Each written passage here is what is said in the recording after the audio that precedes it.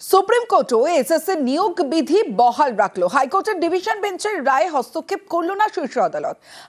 মামলাকারীর আইনজীবী বিকাশ রঞ্জন ভট্টাচার্যকে এদিন ভৎসনাও করে বিচারপতি সঞ্জয় কুমার এবং বিচারপতি সতীশ চন্দ্র শর্মার বেঞ্চ। বলে সুপ্রিম কোর্ট জুয়া খেলার জায়গা নয়।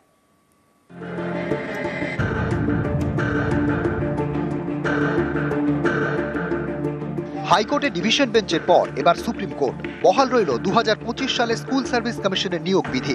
সোমবার সুপ্রিম কোর্টে বিচারপতি সঞ্জয় কুমার এবং বিচারপতি সতীশ চন্দ্র শর্মার বেঞ্চে শুনানি হয়। বিচারপতি সঞ্জয় কুমার বলেন, অযোগ্যরা বাদ হয়ে গিয়েছেন, যোগ্যরা বাড়তি সুবিধা পেলে ক্ষতি কি? তাদের তো পড়ানোর অভিজ্ঞতা রয়েছে। শীর্ষ আদালত জানতে চায়, মামলাকারীর নাম কি মেরিট লিস্টে ছিল? তখন তার আইনজীবী বলেন না। সুপ্রিম কোর্ট বলে এই নিয়োগ প্রক্রিয়া অনন্তকাল চলতে পারে না। মামলাকারীর আইনজীবী বিকাশ রঞ্জন ভট্টাচার্য তখন বলেন, মামলা প্রত্যাহারের অনুমতি দেওয়া হোক। শীর্ষ আদালত এই আবেদন খারিজ করে দেয়। বিচারপতি সঞ্জয় কুমার এবং বিচারপতি সতীশ চন্দ্র শর্মার বেঞ্চের কড়া বার্তা, এতক্ষণ শুনানির পর মামলা প্রত্যাহারের অনুমতি দেওয়া যাবে না। সুপ্রিম কোর্ট জুয়া খেলার জায়গা নয়। এরপরে সুপ্রিম কোর্ট জানিয়ে দেয়, কলকাতা হাইকোর্টের ডিভিশন বেঞ্চের রায়ে তারা হস্তক্ষেপ করবে না। যাদের চাকরি বাতিল হয়েছে দুর্নীতির জন্য, দুর্নীতিমূলক প্রক্রিয়ার জন্য, এবং যেখানে সুপ্রিম কোর্ট বলেছিলেন যে তাদের কোনো সুবিধে দেওয়া যাবে না, সেক্ষেত্রে সার্ভিস কমিশন এমন একটা বিধি করেছেন যার ফলে 10 নম্বর অতিরিক্ত তার সুবিধে পেয়ে যাবেন। তা সেটাকে সুপ্রিম কোর্ট খুব একটা গ্রহণ করলেন না, বললেন না যা বিধি হয়েছে সে অনুযায়ী হোক, তারপর দেখা যাবে। তার মানে ভবিষ্যতে আরো মামলা হোক, সেই বিধানই বোধহয় সুপ্রিম কোর্ট দিলেন। এসএসসি মামলায় যেটা রাজ্য সরকার যে আইনটা তৈরি করেছে, নতুন আইন 2025-এর আইনে যে আগামী দিনের যে সিলেকশনটা হবে, সেই সিলেকশনটাকে বহাল রাখবে। মামলা হওয়ার পর অনেক হয়েছে, প্রায় 20 মিনিট ধরে বিকাশ দা অনেক চেষ্টা করে যখন হচ্ছিল না, তখন বলে আমি মামলাটাকে উইথড্র করবো। তখন আমি বিরোধিতা করেছি। তখন জজ বলেছে এটা is not a, supreme court is not a place of gambling. গত 3 এপ্রিল সুপ্রিম কোর্টের রায়ে এসএসসি প্রায় 26,000 জনের চাকরি যায়। শীর্ষ আদালতের নির্দেশে গত 30 মে নিয়োগ বিজ্ঞপ্তি জারি করে স্কুল সার্ভিস কমিশন। এই নিয়োগ বিধি নিয়েও জল গড়ায় কলকাতা হাইকোর্টে। বিচারপতি সৌগত ভট্টাচার্য নির্দেশ দেন, দাগিরা এসএসসি চাকরি পরীক্ষায় বসতে পারবেন না। কিন্তু নিয়োগ বিজ্ঞপ্তির বাকি অংশে হস্তক্ষেপ করেনি আদালত। দাগিরা যাতে পরীক্ষায় বসতে পারেন সেই আর্জি জানিয়ে হাইকোর্টের ডিভিশন বেঞ্চে যায় এসএসসি এবং রাজ্য। অন্যদিকে বিজ্ঞপ্তির একাধিক বিষয়ে আপত্তি জানিয়ে ডিভিশন বেঞ্চে মামলা করেন চাকরিহারারা। শুনানি হয় বিচারপতি সৌমেন সেন এবং বিচারপতি স্মিতা দাসদের বেঞ্চে। সিঙ্গল বেঞ্চে রায় বহাল রাখে ডিভিশন বেঞ্চ। নিয়োগ বিজ্ঞপ্তি নিয়ে প্রশ্ন তুলে যে 4টি আর্জি দায়ের করা হয়েছিল সবকটি খারিজ করে দেয়। একে চ্যালেঞ্জ করে সুপ্রিম কোর্টে মামলা, কিন্তু ডিভিশন বেঞ্চের রায় হস্তক্ষেপ করল না শীর্ষ আদালত। নিউজ 18 বাংলা। অ্যাসিড হামলায় অন্যতম দ্রুত দোষী সাব্যস্ত, ঘটনা 13 মাসের মাথায় দোষী সাব্যস্ত। আদালতে দ্রুত মামলা নিষ্পত্তি করে নজির আলিপুর আদালতের। গত বছরের জুন মাসে স্ত্রীর উপর অ্যাসিড হামলা, ঘটনার পরপরই অভিযুক্তকে গ্রেফতার পুলিশের। আগামীকাল মামলার সাজা ঘোষণা বিচারকের। পুলিশ 2 মাসের মধ্যে চার্জশিট পেশ করে।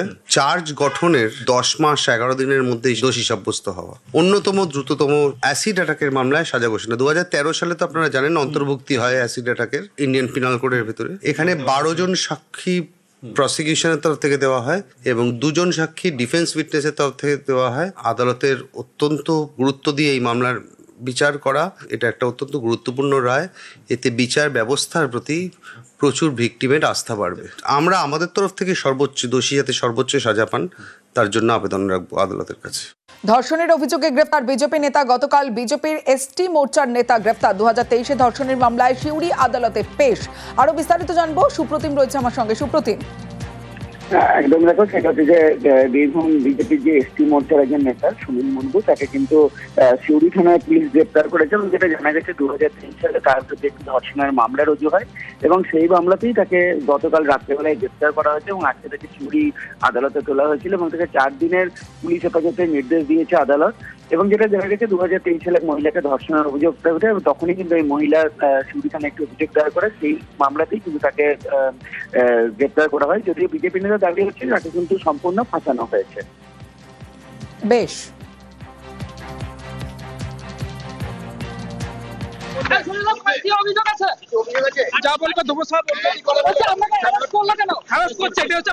যেহেতু আন্দোলন করেছে সেই কারণে যা বলবে দেবো সব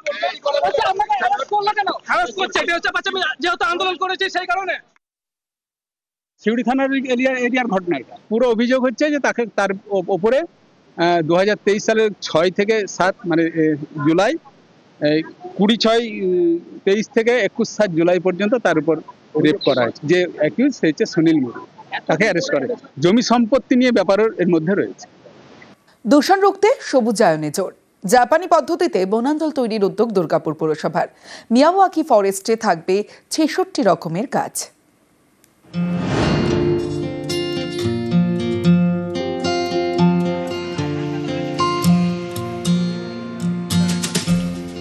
দুর্গাপুরে তৈরি হবে বনাঞ্চল, সেই কাজেরই শিলান্যাস হয়ে গেল পশ্চিম বর্ধমানের দুর্গাপুর। এখানে একের পর এক কারখানা, এই কারখানা থেকে দূষণ। পুরো এলাকার পাশে জেমুয়া গ্রাম পঞ্চায়েতের শঙ্করপুর। এখানে পুরো এলাকার আবর্জনা ফেলা হয়, দুর্গন্ধে টেকা দায়। এই দূষণ রুখতে সবুজায়নে জোর দিয়েছে দুর্গাপুর পুরসভা। জাপানি পদ্ধতিতে বনাঞ্চল তৈরির উদ্যোগ নিয়েছে। এর জন্য পুরসভা ডাম্পিং গ্রাউন্ডের পাশে 2 বিঘা জমিকে চিহ্নিত করা হয়েছে। আসানসোল দুর্গাপুর উন্নয়ন পর্ষদের জমিতে তৈরি হবে মিয়াওয়াকি ফরেস্ট। এর জন্য বরাদ্দ করা হয়েছে 1,38,00,000 টাকা। বনাঞ্চলে থাকবে 66 রকমের গাছ। এটা 1,38,00,000 টাকা ব্যয়ে আমাদের এই প্রজেক্টটা হচ্ছে। মিয়াওয়াকি ফরেস্ট এটার নাম, জাপানিজ পদ্ধতিতে ফরেস্টটা। এটাতে 66 রকম প্রজাতির গাছ থাকবে এবং এটা সব থেকে যেটা খুবই সেটা হচ্ছে যে একটা নির্দিষ্ট টাইম অবধি ওটাকে একটু কেয়ার করতে হয়, তারপরে কিন্তু যে ওর রক্ষণাবেক্ষণ, ওকে জল দেওয়া, দেখাশোনা করা এগুলো করতে হয় না। অটোমেটিক্যালি সেলফ ফরেস্টেশন, নিজের থেকেই ফরেস্টটা গ্রো করে। মিয়াওয়াকি পদ্ধতিতে অল্প জায়গায় ঘন বন তৈরি করা যায়। পুরসভার দাবি 6 মাসের মধ্যে তৈরি হবে বনাঞ্চল। ডিএমসির এই উদ্যোগকে আমি সাধুবাদ জানাই। আমাদের এই পরিবেশে যে দুর্গন্ধ, যে এত আবর্জনা ওখানে ফেলা হচ্ছে, যে দুর্গন্ধতে আমাদের গ্রামবাসী এলাকাবাসীরা থাকতে পারছে না, সেইখানে যে ডিএমসি যে 2 বিঘা জায়গার মধ্যে যে 66 রকম প্রজাতির গাছ লাগাচ্ছে, সেটা আমরা খুবই খুশি। আজকে সবুজ এই গাছ লাগানোর থেকে আমাদের যে অক্সিজেন পাবো, তাতে আমরা বাঁচবো, আমাদের সব প্রাণী জগৎ সবাই বাঁচবে। দূষণের মাত্রা যেভাবে ধীরে ধীরে বৃদ্ধি পাচ্ছে এবং যেভাবে সবুজায়ন ধীরে ধীরে বিলুপ্ত হচ্ছে, সেই জায়গা থেকে এটা তো একটা দারুণ উদ্যোগ, শুভ উদ্যোগ। যে সংস্থা কর্পোরেশনের সহযোগিতায় বা কর্পোরেশনের মধ্যে দিয়ে যে গাছ লাগাচ্ছে, প্ল্যান্টেশনের সিদ্ধান্ত নিয়েছেন, এটাকে অবশ্যই একজন মানুষ হিসেবে আমি সাধুবাদ করি। দুর্গাপুর থেকে অর্পণ চক্রবর্তী, নিউজ 18 বাংলা। আমার বাংলায় এবার আবহাওয়ার খবরের দিকে নজর রাখতেই হবে, কারণ সপ্তাহ জুড়ে বঙ্গে বৃষ্টি। বৃহস্পতিবার উত্তর বঙ্গোপসাগরে নিম্নচাপ তৈরির সম্ভাবনা। বৃহস্পতি ও শুক্রবার বাড়বে বৃষ্টির পরিমাণ। পুরুলিয়া, বাঁকুড়া, হুগলিতে ভারী বৃষ্টির সতর্কতা রয়েছে। ভারী বৃষ্টির সতর্কতা পশ্চিম মেদিনীপুরেও। অন্যদিকে উত্তরবঙ্গে দার্জিলিং, কালিম্পংয়েও ভারী বৃষ্টির সতর্কতা। শনিবারের পর থেকে বৃষ্টি কমবে, এমনটাই জানাচ্ছে হাওয়া অফিস। দক্ষিণবঙ্গের সব জেলাতে কিছু কিছু জায়গাতেই বৃষ্টি হওয়ার সম্ভাবনা আছে, যেমন বীরভূম, পশ্চিম বর্ধমান, পুরুলিয়া, বাঁকুড়া, ঝাড়গ্রাম, পশ্চিম পূর্ব মেদিনীপুর, হাওড়া, দক্ষিণ এবং উত্তর 24 পরগনা। উত্তরবঙ্গের কালিম্পং এবং আলিপুরদুয়ার, এই 2 জেলায় বিক্ষিপ্তভাবে ভারী বর্ষণের সম্ভাবনা আছে 2-1 জায়গায়। 23 তারিখে পশ্চিমবঙ্গের সব জেলাগুলোতেই অনেক জায়গাতে বৃষ্টি, হালকা মাঝারি বৃষ্টির সম্ভাবনা রয়েছে। 24-25 এই 2 দিন দক্ষিণবঙ্গের সব জেলাগুলোতেই অধিকাংশ স্থানেই হালকা মাঝারি বৃষ্টির সম্ভাবনা রয়েছে। আর 26 তারিখ এবং 27 তারিখ এই 2 দিন পশ্চিমবঙ্গের সব জেলাগুলোতেই অধিকাংশ স্থানে হালকা ও মাঝারি বৃষ্টির সম্ভাবনা রয়েছে।